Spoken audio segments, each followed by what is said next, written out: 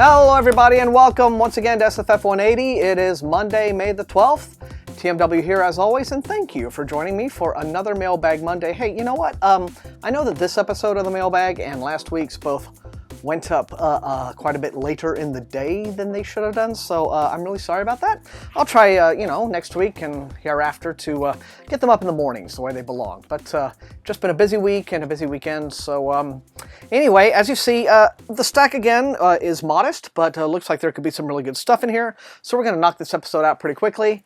And as always, if you are a new sub to the channel, the way Mailbag works is these are the review copies that are sent to me every week from publishers. I will open them here on camera. We will discover what they are together.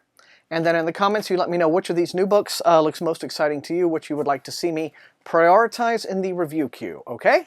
So let's get after it, shall we?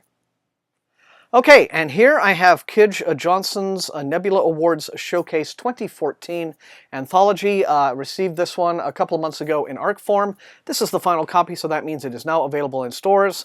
An anthology of Nebula, I think, winners and nominees, both together, I think. Take a quick gander at the contents. Okay, so we have Winning Stories by Aliette de Bedard, Andy Duncan, Nancy Kress, an excerpt from the novel 20/12 by Kim Stanley Robinson, an essay on Gene Wolfe by Neil Gaiman, excerpt from the novel Fair Coin by E.C. Myers. That won the Andre Norton Award for Young Adult Science Fiction. Story by Ken Liu. A few other things, some winners in some other categories for like short poem, long poem, etc., etc. A list of past winners. So yeah, all in all, a really tight and strong collection. Showcasing what the Nebulas were excited about that year, from Pyre. Okay, here's another vacuum pack from Simon & Schuster. All right, well here I've been sent a work of straight-up horror. The author is Craig DeLuey, and the novel is Suffer the Children. Let's see what this is all about. Yeah, it is a little on the vampire-y side, a chilling tale of blood-hungry children who rise from the dead in this innovative spin on apocalyptic vampire fiction. One day, everywhere around the world, children die. 3 days later, they return from the grave, asking for one thing: blood. Oh dear, well, this is not going to end well. Suffer the Children presents a terrifying tale introducing Herod's Syndrome, a devastating illness that suddenly and swiftly kills all young children across the globe. An international crisis beyond any parent's worst nightmare. Yeah, I can imagine. Then a miracle beyond imagining. 3 days later, they return. Shattered mothers and fathers see their sons and daughters happy and whole once more, playing and laughing as before, but only when they feed on blood. With blood, they stop being dead. They stop rotting. They continue to remain the children they once were, but only for a short time. Too soon, they die again and need more blood to live. The average human body holds 10 pints of blood. The inevitable question for parents everywhere becomes, how far would you go to bring your children back? Okay, well, that is the question asked by Suffer the Children. Pretty grim as horror should be, but here it is. From Craig DeLuey, it is from Gallery Books. Okay, everybody, this one is super exciting. Very happy to have a copy of this at last. This is the new book by Nnedi Okorafor, Lagoon. She was the author of Who Fears Death, the World Fantasy Award-winning, very, very haunting magical realist novel. Came out a few years ago. You can read my review of that on sfreviews.net. An amazingly gifted writer. And this is her newest adult novel. She has also written several young adult titles, but so far only released in the UK. And there was a bit of an annoyance a few months back when this was announced on NetGalley. The UK publisher was not allowing American reviewers to get their hands on a copy, but very nicely, Nnedi, I think, intervened on our behalf, and so I'm about a little more than halfway through it, having read the e-arc part of it, but now I at last have the hard copy, and it is beautiful. Look at that cover by Joey Hi-Fi. I'm going to give you a quick rundown of what it's all about. Three strangers isolated by their own problems. Adeora, the marine biologist. Anthony, the world-famous rapper. Agu, the troubled soldier. Wandering bar beach in Lagos, Nigeria's largest city. They're more alone than they've ever been before.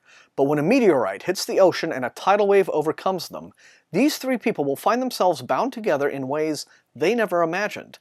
Together with Ayodele, a visitor from beyond the stars, they must race through Lagos and against time itself in order to save the city, the world, and themselves. There was no time to flee, no time to turn, no time to shriek, and no pain.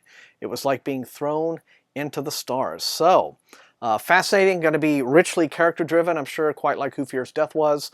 But this is Lagoon from Nnedi Okorafor, out now in the UK, and hopefully a US publication will be announced for it at some point. And this is from... I don't know who this is from. It is a mystery package. Okay, this is from someone who has very thoughtfully sent me an ARC for a book that is not in the genre that I read. Darkness Bound by J.T. Geisinger. A Night Prowler novel. Folks, this is paranormal romance. I don't go anywhere near paranormal romance, but these people were very nice to send me this book, so I will at least tell you what it's about in case some of you enjoy that kind of thing. Darkness Bound, the 5th installment. See, even if I were inclined to read it, I haven't read the first 4, so there'd be no way. I mean, if I read this press sheet out in full, you know, I won't be able to do it without a slight smirk on my face. Romance novels just, they cling to their tropes. Well, Darkness Bound from J.T. Geisinger is the 5th novel in this author's Night Prowler series. So it's out in July. Knock yourselves out. All right, and this is one from my fine friends at Tor. Okay, guys, I know this is going to seem kind of ironic after everything I just said about Darkness Bound, but, you know, I'm quite excited to have this one, Valor and Vanity by Mary Robinette Kowal. It is the 4th of her Jane Austen pastiche fantasy novels. But not quite pararomance. She doesn't really go in that cliched way. They're very much, in fact, like Austen's own books. You know, they're more about the mannerisms and the mores and the social rules and etiquettes, and you know, and all seen through a very witty filter. You know, of this period. So, Valor and Vanity is the newest of these, and the pitch this time is, what if Jane Austen wrote Ocean's 11? See what I mean? You know. Following the events of Without a Summer, Valor and Vanity finds Jane and Vincent embarking on a tour of the continent, only to be set upon by pirates. While they escape death and enslavement, they arrive in Italy wet and penniless. Their fortunes seem to improve when a helpful local arranges for a line of credit and a place for them to live, but as with most things too good to be true, they soon learn just how much they've been conned. So you see, it's not just the usual romantic cliches here. These are very much you know, adventure novels, you know, great sense of whimsy. You can read the review that I wrote for the first in this series, Shades of Milk and Honey, on the sfreviews.net website. So very happy to have this one. Okay, and here's a package from Penguin. Ooh, okay, nice big arc. This is The Shadow Throne by Django Wexler, and I can tell you this is a priority item for me. Lots of good stuff this week, even though it's a small batch. This is the sequel to his debut novel, The Thousand Names, which I have, so this could be another one where I do book 1 and 2 back to back. I'm starting to line up a lot of those, but it's very enjoyable to do it that way. So, the second novel in Django Wexler's acclaimed fantasy series, The Shadow Campaigns. The King of Vorden lies on his deathbed. See, I'm a little nervous about reading this again because I don't want to spoil anything for Thousand Names, but it says The Shadow Throne will keep readers riveted with every turn of the page and is a perfect choice for fans of military history and fantasy. So, you know, there you are. It's another one that is going to appeal to the Martin/Abercrombie, you know, fans among you, maybe a bit of Scott Lynch as well.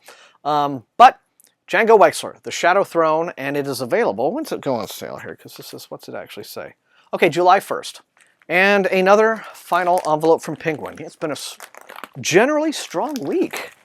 Very nice stuff. Okay, and finally here's a book from a guy that I know, you know, he's got his fans and he's got his detractors. But if you like Simon R. Green, then his newest novel in his Secret History series, Property of a Lady Fair, is now available in hardcover from Rock. Simon R. Green returns with another rollicking adventure featuring Eddie Drood and Molly Metcalf, a witch of the wild forests and Eddie's girlfriend, in his 8th Secret Histories novel, Property of a Lady Fair. This is available June the 3rd in hardcover from Rock, so, you know, if you're a fan of this series, it's got something to look forward to. Now, I don't know if any of you can hear that outside, but it has just started raining in sheets, which is a beautiful thing. I love it very much. It means I get to go back into the other room, edit this video very calmly, upload it, and then spend a nice late night curling up reading with the sound of this pouring rain outside. It's my favorite thing to do. But anyway, thank you, as always, once again, for joining me on the Mailbag and SFF180. If you enjoy watching the video, please, as always, like, share the video with your SFF reading friends, and subscribe to the channel. Very important, helps it grow. I really appreciate all the support the channel has gotten and continues to get. So, thank you very much, and until I see you next time, happy reading.